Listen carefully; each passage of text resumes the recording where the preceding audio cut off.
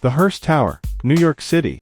The Hearst Tower in New York City is a striking example of how modern architecture can be seamlessly integrated into a historic building.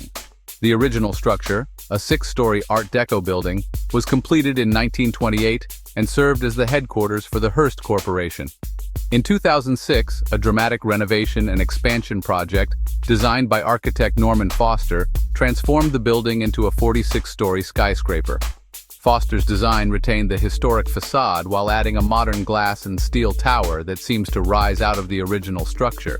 The innovative design not only respects the building's heritage but also embraces modern architectural techniques. The tower's triangular framing system, known as a diagrid, reduces the amount of steel needed for construction, making it more environmentally friendly. The interior of the Hearst Tower is equally impressive, with a focus on sustainability and energy efficiency. The building features a rainwater collection system, energy-efficient lighting, and environmentally friendly materials throughout. The Hearst Tower is a shining example of how historic buildings can be updated for the modern world without losing their original character.